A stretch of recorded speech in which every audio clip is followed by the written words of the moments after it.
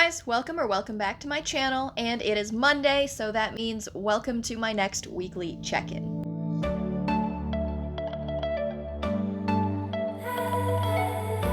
So at this point, I've done a few of these. Let's just dive right into what I've been reading throughout the week. I did actually finish. I started 3 books. I finished 2 of them so far.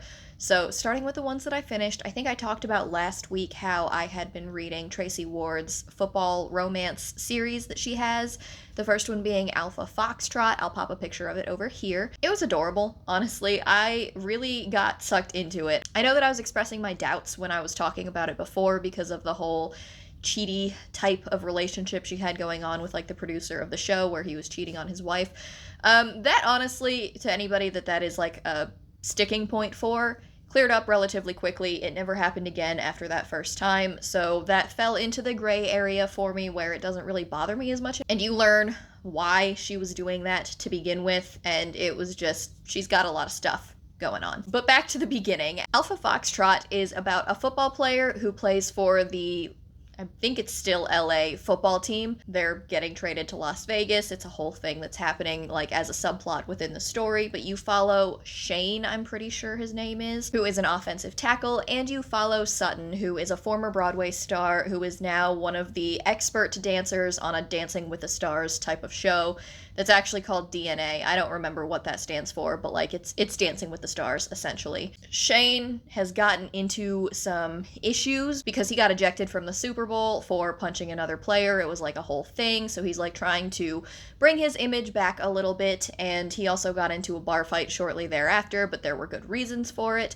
So Sutton is like a little bit worried about this situation because she's kind of concerned that he's a bit of a loose cannon, but that pretty quickly resolves itself, and they start bonding as they start dancing together, and it was adorable.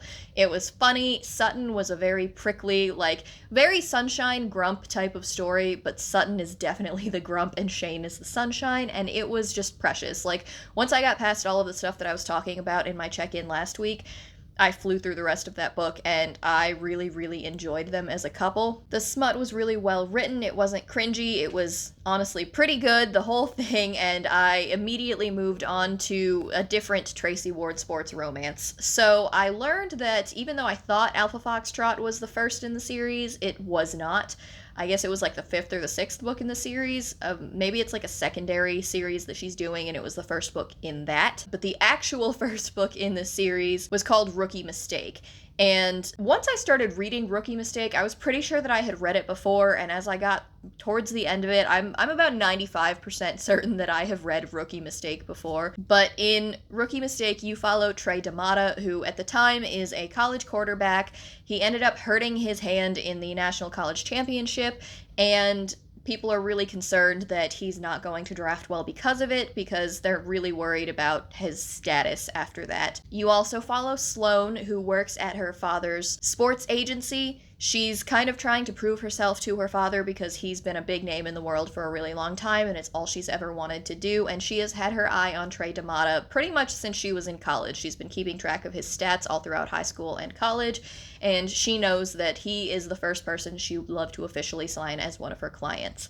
Things don't quite work out that way, but her father's agency does end up representing Trey and trying to get him drafted to his dream team with LA. And while Sloane is technically not his agent and her father is, they do kind of have that awkward client-agent relationship, and they're trying to navigate that as best they can with the feelings that they have for each other.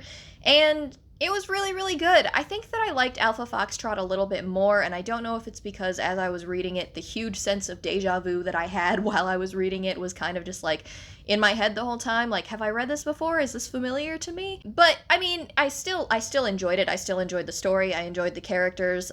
Trey's backstory, his family, all of that was really heartbreaking to listen to, and you could just you could feel your heart breaking for him as you read more and more about his family. I can't wait to move on to the rest of the books in the series because I know a little bit about where some of the relationships end up because I accidentally jumped to book 5 or 6 as my first one, so I know who ends up with who, and I'm excited for it. I'm excited to see all of those stories. So I'm going to continue reading these sports romances from Tracy Ward, and I am definitely going to recommend them to you guys because I enjoyed them a lot. And both of those ended up being 4 stars for me. So the book that I picked up that I have not yet finished is The Bear and the Nightingale. This is by Catherine Arden, and I started listening to it audibly last week during work. It's okay. It's not like the best audiobook that I've ever listened to. It's not the worst audiobook I've ever listened to. My big hangup honestly comes from all of the names. Like, I don't read much Russian folklore or Russian inspired fantasy. So keeping the names straight and keeping the Russian ways of like giving nicknames to people that other people care about, like, it took a minute for me to get used to that. But once I did, I kind of moved a little bit faster through the story. I am currently 184 pages into it, and it's like 350 pages long. What really gets me is that it's like a 350-page book, and it's a 12-hour audiobook, so I really don't understand, because, like, I've been listening to it on 2 times the speed. You would think that it would be moving a lot faster than that, and I'm only halfway through it. I guess I should talk to you about what this is about. I don't necessarily have a great grasp on that concept, which is why I think I'm struggling to, like, force myself to pick it up. I'm not disliking it. I don't feel like this is going to or should be a DNF, but I don't absolutely adore it. This is definitely more realistic fantasy because it does take place in Russia. Like, I believe this is actual historical Russia, so I guess it's more magical realism than anything else. But it's also if the magical creatures of Russian folklore actually existed. So it's definitely historical Russia, and the main character is Vasilisa. She is a very young girl, probably teenager, I think, at the point of the story that I'm at, but you do follow her from the time she is born to the time she is a teenager. That's just where we've spent the most time, I think, is with her in her teenage years. So she has this ability where she can seem to see and talk to all of these creatures from Russian folklore. They do survive based on people giving them offerings to do the things that they need to do. I'm not going to attempt to butcher the pronunciation of what they are, but there's a creature that, like, takes care of the hearths of the home and does the mending and stuff so long as they leave them offerings for him to do that and be fed and whatnot. There's another creature that stays in the barn and takes care of the horses. There's some kind of, like, mermaid-ish type creature, except way more horrific than that. I don't really think it's mermaid-y, but that's the best I can come up with as a comparison. And at the same time all of this is going on, a priest from Moscow is coming and trying to stop everybody from sinning against God and make sure that they're not sacrificing or giving offerings to these things that are not Christian. They're like demons in his eyes, and they are demons in Vasilisa's stepmother's eyes as well.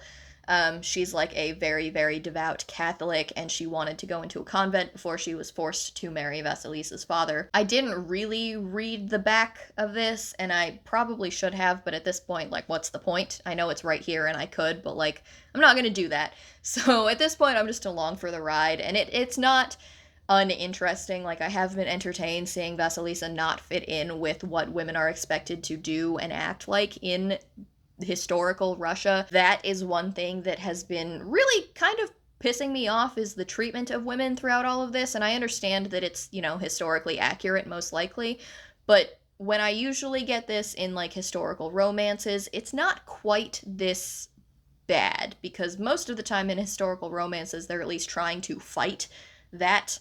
And while Vasilisa is, like, her father is not necessarily supportive of it. Maybe her one brother is, but, like, her father has beat her multiple times for not listening to him. Her stepmother, that is, beats her. It's just, I don't know. I don't love it. She almost got married off to this one guy, and it was awful. So I think that treatment of her is really giving me a pause, because it's a little bit too real, honestly, for historical Russia. And so it's uncomfortable to read in that sense, but other than that, I'm enjoying the ride. Hopefully I'll be finishing this up sooner rather than later. Like I said, I do have the audiobook from the library. Maybe I will listen to it more at work, but we shall see. Now, in addition to that, Shiftathon is the readathon that is happening. I believe it starts on Wednesday. It's the 16th to the 23rd. And I do need to figure out what I'm doing for prompts for that, because it is 5 separate prompts and you cannot repeat your books. So I'm gonna have to start picking some short stuff or just not finish it, I guess, because reading 5 books in 7 days isn't something that I've done in a long, long time. But the prompts are a book featuring shifters other than werewolves, a book with vampires, a book with fae or elves, a book with a paranormal figure from a religion, so I guess technically I've got that covered if I'm still reading The Bear and the Nightingale then, and then a book with zombies or ghosts. So I do know that I want to pick up King of Battle and Blood this week, so at least I know that's going to cover the vampire prompts. As for everything else, I really don't know. I might just have to pick up some paranormal romances. I know that KF Breen has been on my radar, so I've been looking into her, I think it's Demigod something. Sin and Chocolate is the first book, and I have that on KU, so I might be picking that up.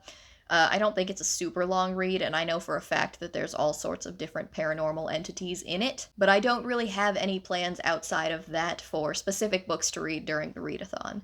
Another thing that I started last night is The Red Palace by June Her. This is, I'm pretty sure, a historical Korean fantasy. I'm not really sure exactly the time period that it takes place, but it does involve a murder mystery. The main character that you're following is a palace nurse, and I believe, like, her friends from her previous workplace, 4 of them have been brutally murdered, and that's as far as I've gotten. I'm literally only 10% of the way into it, so we'll see. I don't really have any grasp yet on what's going on or whether I like it or not, but I am intrigued. Murder mysteries are pretty much something that'll always drag me in. So, and the historical Korean aspect is very interesting as well, just because I don't think I've read anything that takes place in a historical Korean setting. And then I've also picked up Dead Boy's Game and the Broken Vow, which was a book that was sent to me by the author, who was A. David Singh. This is slow going for me. There's a lot of Roman names that are there that's kind of confusing me. But the series name is called The Magical Rome Universe, so I will update you guys on that if I make any progress. I think I'm only about 20% of the way in so far, and I don't really quite have a grasp on what the plot is or, like, who the main characters are. So far, the only thing that I've noticed that has happened that is significant is that there has been somebody working to get a law changed about a woman who wanted a divorce, but she must be under guardianship of a man, and so they're changing the law to say that if you are above the age of 16, that doesn't apply to you. Other than that, I don't really know what's going on. So that's it for the books that I'm reading and the plans that I have. I've been watching Teen Wolf pretty much as per usual. John and I have watched the next 3 episodes of The Legend of Vox Machina, and we're really, really loving that. It's a really good show. If you guys haven't watched it yet on Amazon Prime, you definitely need to check it out. And the next time that I talk to you guys in one of these weekly check-ins, I will have watched the Uncharted movie. I don't really talk about it too much on this channel, but Uncharted is pretty much my favorite video game series of all time. It is the only video game series that I have played 100%, like, all the way. I finished all of the games in it. I cannot say that for Mass Effect, even though I'm on the 3rd game. I can't say that for The Witcher, because I've only kind of gotten through part of the 3rd game. And I definitely can't say that for, like, Final Fantasy, and those are the major games that I've been playing. So Uncharted is the only one that I've finished, and Uncharted is something that I love the characters, I love the storylines, I love all of the humor in it, the action, and I really hope that the movie does a good job of bringing that to life. John is very, very uncertain about Mark Wahlberg being Sully. If you know anything about Uncharted, you probably know why, because Mark Wahlberg just doesn't really fit anybody's visual of what Sully is or should be, but I'm willing to give it a shot. We're gonna go check that out on Saturday, so hopefully I bring you guys good news at my next weekly check-in, and I will have loved that movie. But yeah, those are all the books that I've read over the last week. I actually did finish more than I had thought that I would, and I owe that all, honestly, to the fact that I read those 2 romances, because I did really enjoy them. I definitely will be continuing on with Tracy Ward's romance series. Like, her sports romance has been highly entertaining for me. I don't know that I'm going to go to her futuristic, plaguey type zombie stuff. Maybe when I'm in the mood for dystopian, I'll move on to that. I'm not quite there right now. I'll have a Fairy Loot unboxing going up very soon, probably this week, and so in my Fairy Loot unboxing, I got a book that I have really, really been looking forward to. I think I might want to try and read that for Shiftathon as well. I'm not going to tell you what it is. Go watch my Fairy Loot unboxing when that opens up. I don't want to spoil it for anybody. But yeah, that's it for this weekly check-in. So don't forget to hit that like button if you liked this, and subscribe to my channel if you want to see more content from me. Down in the description box, you're going to see rep codes for both Hello Lovely Box and Unplugged Book Box, and under that you're going to see links to my Goodreads, my Twitter, and my Instagram in case you guys wanted to follow me on any of those. But that's it for me today, guys, so I will talk to you in my next video. Bye! Talk to me.